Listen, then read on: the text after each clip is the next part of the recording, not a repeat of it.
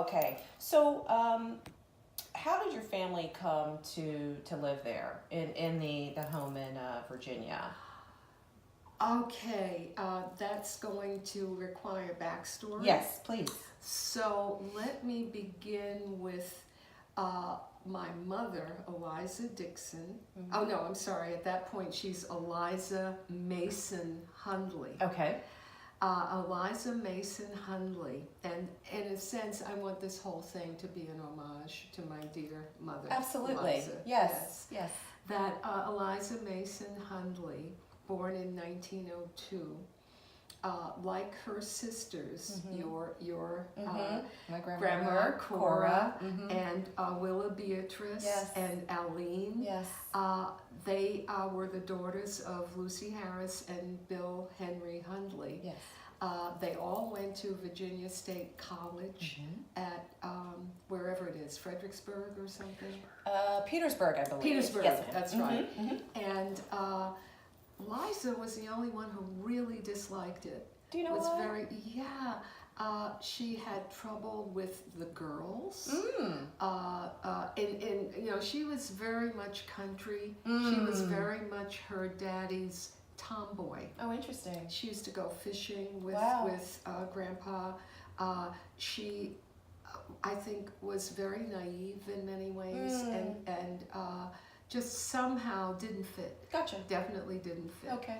But she had the option then of going to New York because her older sister, Willa Beatrice, was married to John Orange and living in Harlem. Oh, wow. So this then, we're talking about 1912.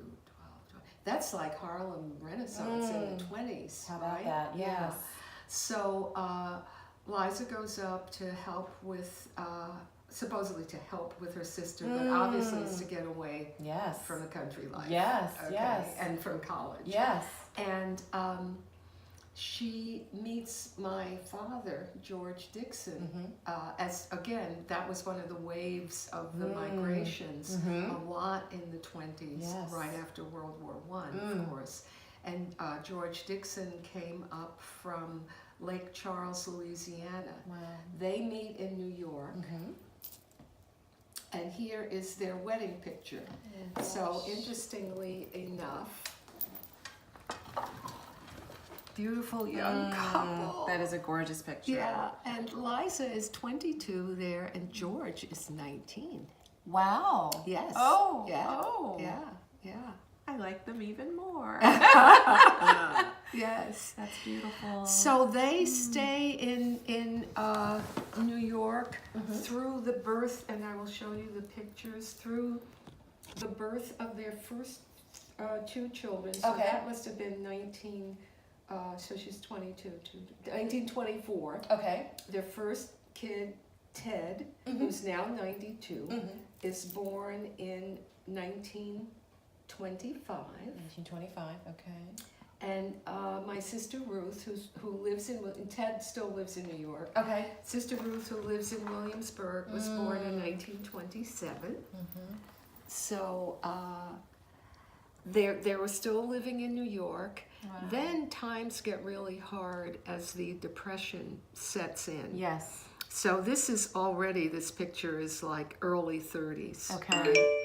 And, excuse my computer. It's fine.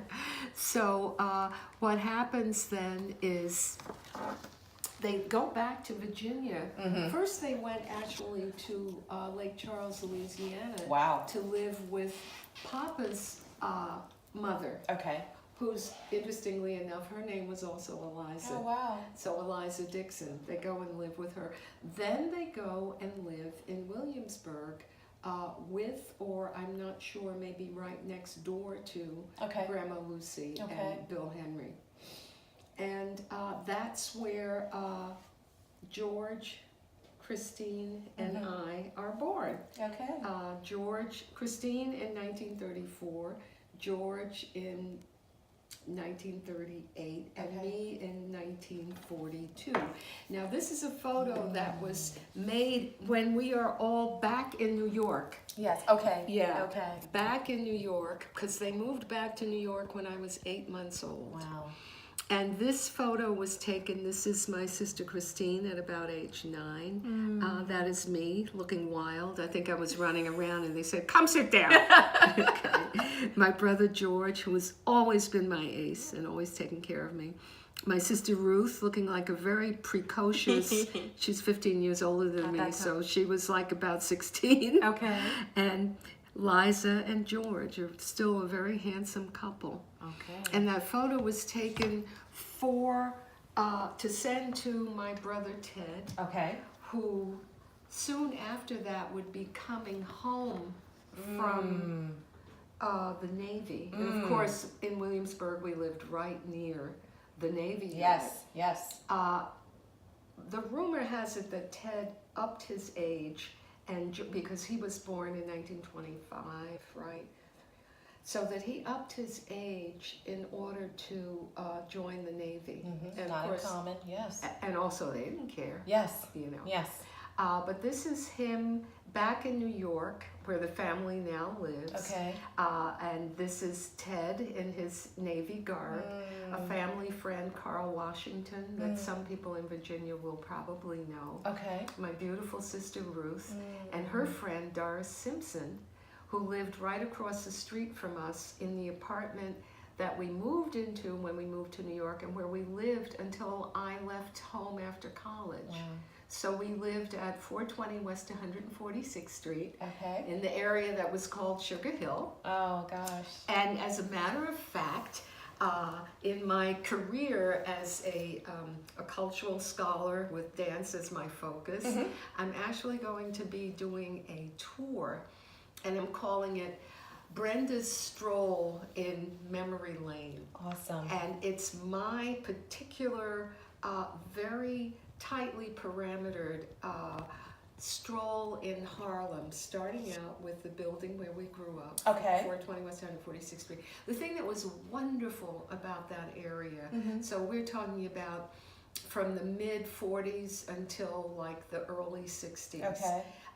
Total diversity in terms of African and diasporan people. Okay.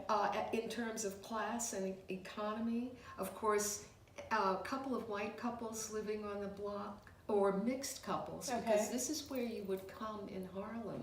To be You would live in Harlem, and nobody would bother bother you. an interracial marriage.